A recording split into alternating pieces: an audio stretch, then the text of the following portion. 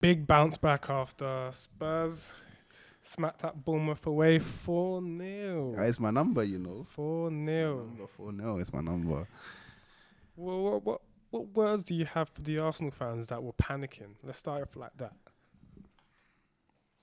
What was I have for the Arsenal fans that were panicking? That this is just the proof in the pudding, right? Like, you know, sometimes we're gonna be a bit more pragmatic, and sometimes we're just gonna completely open and body teams, right? We always had this in our locker, and it's like I said, the game changed against Tottenham when who came off?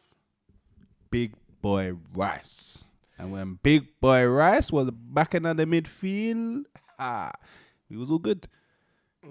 We was all good. And also I want a lot of the fans to start getting off of my brother Kai's back, you know. You get me?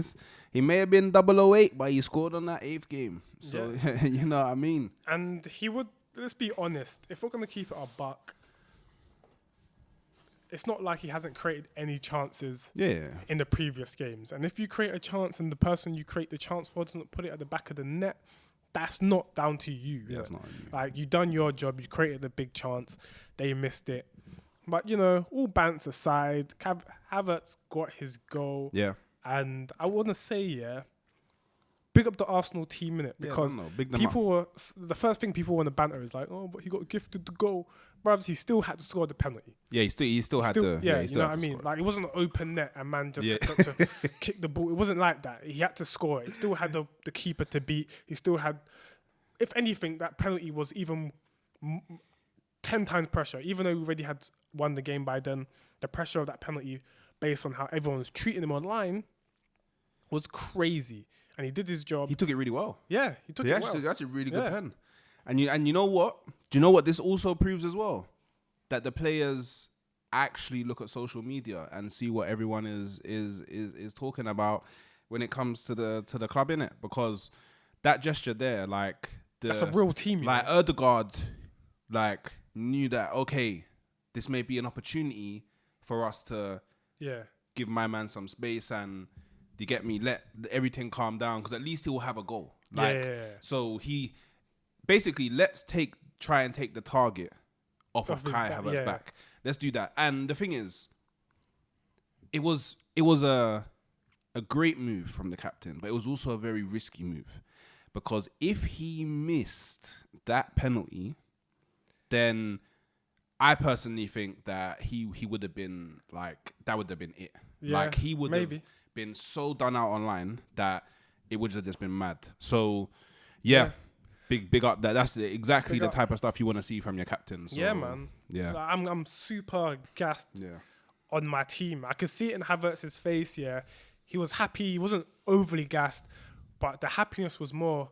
It felt like it came from a place of love. Like, these man did something for me. You know what I mean? Yeah. Like, you guys didn't have to do that. You can even see in one of the clips he's saying thank you, brother, or something like that to Ødegaard. Yeah, like, bro, or thank you, Martin. I think he's saying when you read his lips. But either way, like, it meant a lot to him. And everyone can banter aside, but when you got a team that actually is riding for you, like rides for you, make sure that you're protected on and off the pitch. Then you got a great team, and that's gonna boost confidence on another level. That's gonna make them fight for each other in a mad way, which is. Hey, just watch out, guys. I've been saying that you don't want to see Havertz click. And if this is what makes him click right before the big game at Man City, then let it click, innit?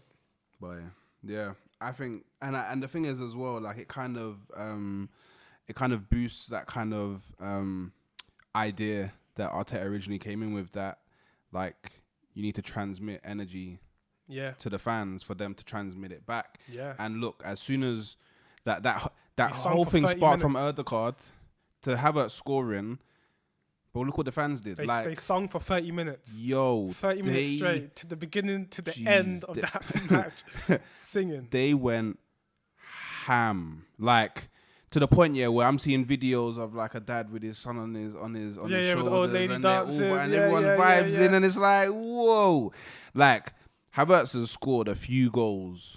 And seen a few goals scored when he was at Chelsea, but he ain't never seen that. Yeah, exactly. He is, so it's different around these sides. So it's cool because now, also I want to add, it was amazing to see how little everyone was talking about Arsenal now that Havertz has scored. Because now there's actually nothing for you to talk about. Yeah, no one. There's nothing that will come for us. There's nothing there anymore. So yeah, I'm happy, man. Let's go, man. Let's go. Go what? Like we got Lens in the Champions League, and then we got Man City, and then we got Chelsea. Yo, by the way, I'm here for all the smoke. Let's punch them both up. Back to back. Chelsea. If God forbid, yo, big man thing, yeah. If we go on and beat Man City, Chelsea. The bleeding will be real. FF at 20, bro. It's mad. You guys will get moved too. Bro, sorry. Better tapping out. There's nothing you can do when your ex-player has scored more goals than your whole team in the month of September. Yeah, it's crazy. It's mad. It's crazy. What can you do? Imagine he scores a hat-trick against. Imagine Havertz. I wanted to get the first goal. Open up the account on the day with a goal from Havertz. That would be so sweet. Man. So sweet. Man. But yeah, I mean, the game as a whole was I don't know, for me it was really interesting because it wasn't like at any moment in time we was like super gassed. It was kind of like a controlled dominance for the entire game. Like we didn't take any super big risks. And then I think the only time it really completely opened up is after Havertz scored the penalty. Yeah, and they just wanted to get something back in it. They just thought we got nothing to lose. At least show some muscle, show some venom. You know what I mean? Show them that we're little man and we're gonna get punched over the pitch. But this is what we have to do. This is actually what we have to do. Like we have to go to those games where we're expected to win and blow teams away. That's what we have to do, because then it makes games like Man City a little bit easier because you're not coming off the back of a hard-fought battle. You're coming off of the back of a breezeums, and you can fully focus on... Well, do you know what? One bad thing is Saka looked a bit... He looked a bit like... Maybe he was limping a bit. I don't read nothing into that. You know why? Because there's been games where the game where he got subbed off last season against Brentford, was it Brentford? And I think it was Brentford. And Nelson come on. Who was it actually? I can't remember. I think Vieira, Nelson scored twice or scored an assist. But he came off at half-time, before half-time, and was all like, oh, shit. Saka's injured, man. Next game, there he is playing the full thing. Like he does have his recovery time is a bit mad. But you know what? I do think that like he needs more protection on the field, man. Like especially from the referees, man, because the way that like it's not even specific teams. It's like every team's game plan now is put 3 man on Saka whenever he has the ball and just try and rough him up. And the thing is, like kudos to his like development as a player, but he's actually become someone who's really strong on the ball. Yeah. So all that means is he's willing to do the physical battle. So because he's willing to do the physical battle, he's going to be in the physical battle more often. Yep. So, and because he's willing to be in the physical battle and can win the physical battles, now other players need to be even more physical to try and beat him. So all that's really going to lead to is just rash challenges and potential of maybe a career-ending injury. So I don't even think it will go that way. I think Saka's... You never know, man. Player, you never know, but in the same breath, I don't think we should always look at it and say, this is going to mean the worst is going to happen. What if the best happens? What if Saka's like, fuck it. This is how man's always going to play. I'm going to level up to the point where it's going to be absolutely bonkers now. Like I'm gonna get so strong that you can't just move me off of the ball. I'm gonna get so techie that I will win a lot of fouls, and I'm ready for it. What if he's just like that now? What if he's just like, fuck it, I'm gonna run through you, and if you foul me, and you take the yellow, we take the free kick, we take the goals. Yeah. And he just becomes one of them just hard graft players. So I don't want to put it out there and Because when we see these things, a lot of people automatically fear for the worst, and I understand it. You have to, though, man. You have to, but at the same time, man don't believe in always putting the judge out into the world and saying, "Look, he's gonna get hurt. He's gonna get hurt. He's gonna get hurt." Because now you're gonna make him get hurt. No, but think about it this year. I can't think of a time last season where, in like pretty much back-to-back games, he's come off the pitch looking like he's been in the MMA. No, bro, he did, bro. You just don't remember it. But in the moment, we always used to think Saka's getting punched up every game, bro. This is not new. Yeah, it's not new. It's not new. He got punched up every game, and he played every game. Bro, every game bro, he played. I know this, bro, but I'm just saying, like, for me, Saka limping is mad cause for concern, innit? He's got the blood of the motherland, fam. He's got the blood of the motherland. He has. He's got the. He's definitely. Look, I get it.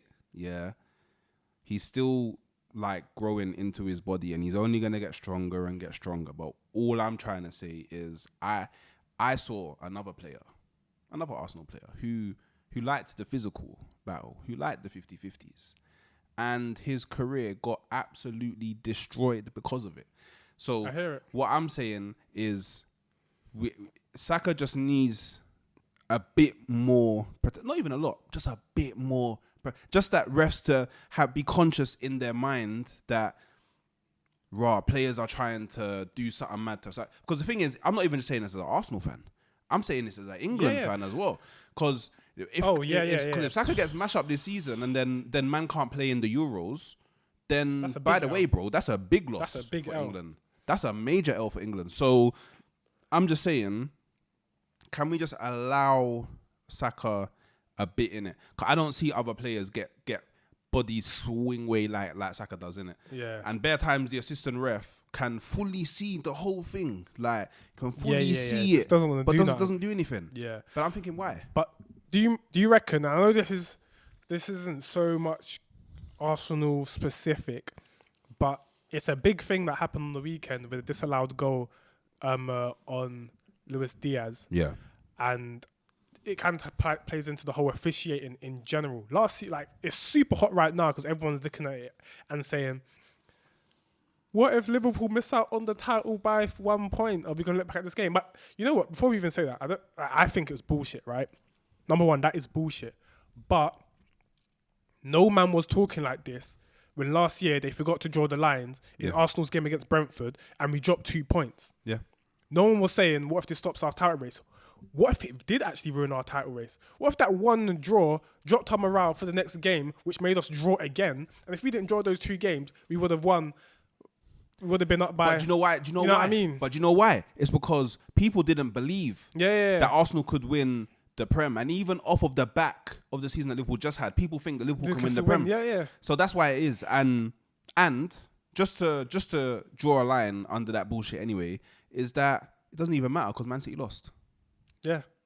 Man City lost in the same game week that you lost. So if you do lose out by a point, it's not going to be down to this game week. Yeah. It's not going to be down to this game week. It's not, yeah. So and either I'm way, trying to hear that. Yeah, I don't, and to be honest, I don't really, I think it's super bullshit because I think the manner of the call was bullshit because even watching it on TV, they cleared it in like 10 seconds, flashed the screen once, no lines were drawn, and I thought, how did they not see that? So in that moment, I thought that's why I was like even more so bullshit. But every week, every game, there's a dumb officiation. There's some dumbness going on with the rules. And I think every team gets bazzed in it. So overall, they can't use it as, this is going to ruin our title hopes because every team has and will be bazzed this season. And the maddest thing is, they'll probably be bazzed again this season. Yeah, and they will be the profiteers of a bazzment. Yeah, exactly. Yeah, like it doesn't matter. In the baz, there's balance. Like, yeah, exactly. So in the baz, there is balance, fam. And I don't know, for me personally, look. So I just want to make it clear. Yeah, it was a goal. Yeah, 100%. It was a goal. Like 100%. I was riding on it to be a goal. Yeah, as well. And from what I understand, it's not even down to the ref. The mistake is actually on VAR because they're saying check complete, thinking that it's a goal. Yeah. But they're actually meant to be checking for the offside. Yeah. So when they say check complete, they're thinking, okay, the rest now thinking, okay, cool, it's offside. So now it goes to a free kick. But for me, this is where it changes, is if I'm VAR and I've given the check complete for the goal, but then I see it get put down for a free kick, I'm going, yo, whoa, wait. Apparently they cut off communications with the ref after that.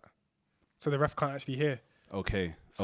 But here's what... So the plot thickens, isn't it? Yeah, the plot thickens. Apparently there's some archaic rules that mean that after a check or something, you can't communicate with the ref. Some bullshit, something like that. But ultimately, I do give a bit of accountability to the ref, because if the ultimate decision falls on me, I don't know, maybe just is the way my brain operates. I'll be like, because I know there's fuck up in the past. I'll be like, is it offside? Do you draw the lines? I will ask the questions to confirm that you've done your job. And I think that's what refs need to also do. Not saying that he did a mad wrong thing for not doing it on the day, but I think going forward, a simple read man the rights. You know, like when you get arrested, they read you your rights to make sure that they haven't fucked up anything of the process, even though they still fuck up shit of the process. Or just change the language. Oh yeah, change the language. Do something to make sure that you as a ref on the pitch has done everything he can do to make sure that them in the back room make the right decision. Yeah. Because you know what as well, so basically, they always say check complete. Like, check complete is the language they use. But I just don't understand why they just don't, it was a goal. Or confirmed it was offside. Who you doing the code for? What's the code for? And you know what? It's spooky, because I see a guy had a bet slip here, and in his bet slip, he got everything correct, bar the Luis Diaz goal, and he would have won 10 bags of £10. Now, sometimes I see these things, and I feel like, is someone in cahoots with the betting agents, and the betting man just say, look, this can't go through because we will be done out. You know what I mean? No, it's true. And obviously Liverpool released their statement, so they're probably going to pursue it at a higher level. Yeah. Which for me doesn't actually, I don't see the value in it, because nothing's going to change. Because I need to remind people that last season we actually had a VAR member who openly said he forgot to draw the lines. And then he was removed from his job. And then a few months later, he's now the head coach of all of the VAR people, meant to be training them. It's mad. So I don't understand. Realistically, what is really going to... I tell you, what's probably going to happen is some Liverpool players will probably get fines for stuff that they've said. And then all that's going to happen is maybe the next season, before the season starts, they'll announce, we're making these minor changes to how VAR works. Just bring on the VAR technology from the World Cup. Just do it. Just bring it. Bring it. If we can't trust humans, then I trust the robots. You get me? Like that is the place you'll put yourself in. If you can't be competent, then you will be replaced with technology. It doesn't make sense to have human error when we actually have technology. And I'm not an advocate for people losing their jobs, innit? But I am. I'm an advocate for people losing their job if they're not. Yeah, if you're dead at your job, go. Yeah, if you're dead at your job, then don't do the job, because you fuck things up for everybody else. Yeah. Now, everybody else is fucked in the fucked position. The players are fucked position. The managers in the fucked position.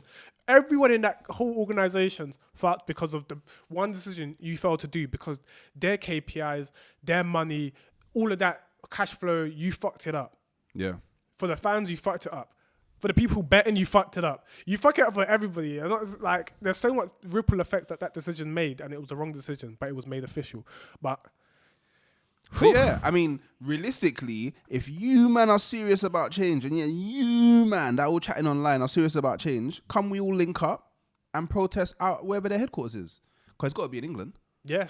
It's got to be. We can all link up. That's true. Don't try to be like, the trailblazers. Like, if man are really about this and want to see change, then let's go to their head office and then we protest. That's all. That's what you do. Because look, when the whole Super League thing went on, everyone did their part in protest. Everybody did their part, and look what happened. The Super League did not happen because I mean, specifically from an Arsenal perspective, I was there and I could see helicopters flying around with all the news people with their cameras because it was going off. Bad media is not good for these people. So if you want to make change, let's all link up. I'll come with you. I don't mind. We all link up. Yeah, man. And we go make something happen. Yeah, man. Comment below. What would you say? You try to link up? Let us know. But I want to bring it back to Saturday's performance. And I do want to give a big shout out to Eddie. Even though he hasn't got his name on the score sheet or the assist sheet. FPL he did, though. For the winning the penalty. Yeah, I was going to say, He did win the penalty. And it's not the first time he's done this season. So in games he hasn't scored or assisted in, he's done something that helped the team. I'm pretty sure. Yeah, he's got created 2 penalties and scored twice, assisted once. I think something like that, something similar to that. So for me right now, he's doing a great damn job. He's not a super gassed player, but in our team, if he's giving us a goal, creating goal opportunities and all this stuff, then you're doing a good job in it. So I just want to shout out Eddie. The thing about Eddie though is, like, we all want a striker that's just gonna score goals, get assists. That's what we want every game. That's what we want. But at the bare minimum, if you're not doing that, just show desire, show effort, like run, like make yourself be a problem on the pitch. And he does that really well. And he actually does it even better when Jesus is playing alongside him, because him and Jesus hunt down every ball. Yeah. Every pressure on the defenders, hunt down every ball. Goalkeeper, hunt him down. So, yeah, look, I still think we need a better striker, but I'm not going to slew Eddie, because I will reserve my judgment on Eddie until the end of the season, because I could all slew him now, and then he could score the winning goal against Man City. He could score a hat-trick against Chelsea. He could then get us the assist in the game that solidifies us going to the next round of the Champions League. Like, there's still so many more games for him to have an impact on, that I think it's the same reasons why we don't judge Kai Havertz yet, because you know, there's so many more games to play. And imagine if in game week 2, I was like, oh man, this guy's dead, man. Now get him out, man, get him out. And then in the last game he scored a penalty. Yeah. And then maybe in the Man City game he might score or get an assist or win a penalty. Do you know what I mean? So there's still so many more things that can happen. So yeah, I just think, you know what? I'm not even gonna tell people what to do, but at least over these sides, we know that we ain't the reactionary fans, innit? Yeah. So and that's cool, innit? I'm cool with that. Yeah. So final thoughts. Lens midweek. Punch them up. Big punch up. Super punch up. Yes. That's just what it's gonna be, bro. I want to see Smith Rowe start. So do I. I actually want to see us rest players like Ødegaard, Saka, Jesus. I would. It depends, but maybe even Declan Rice. I would say rest him because too risky. In my opinion, I genuinely don't care if we don't win the game, as long as if we don't win the game, we didn't start with our killers. Yeah. So I would rather us not start our killers and potentially draw than start our killers. Someone comes away with an injury, can't play against Man City, and then we draw. Yeah, that would be super dead. Like, that would be super dead. But so Nelson deserves a start. And I was just rotate, man. Yeah, I was watching them All or Nothing with my missus on the weekend because she hasn't seen it, and it just reminded me that Smith Rowe was meant to be the guy for us, the upcoming guy. He was, but then he got injured. Yeah, he got injured, and I was like, oh shit, he was actually banging goals for us that the season 2021. Before the last one, yeah. Yeah, so I hope he comes back, and I can see it in his emotion. Apparently, he was very emotional when he missed the shot last weekend, and good. Not that he missed a shot, but good that he's emotional because he understands that he wants it. That means he wants it, innit? And he wants to prove himself. So I'm hoping that he gets opportunity to do so. It also shows as well is that Arteta clearly has said to him, yo, if you want to get back into the team more regularly, you're going to have to be more clinical in those important moments. And he probably knows at least two moments in that game I can think of, he should have scored. Yeah. But it doesn't matter because we won the game 4-0. Yeah. But if we lost the game 2-1, then it becomes a problem. Yeah. But I think it's not so much a confident thing. I think he's just getting used to it again. He'll get back there. He hasn't played a match for us before then in like over half a year.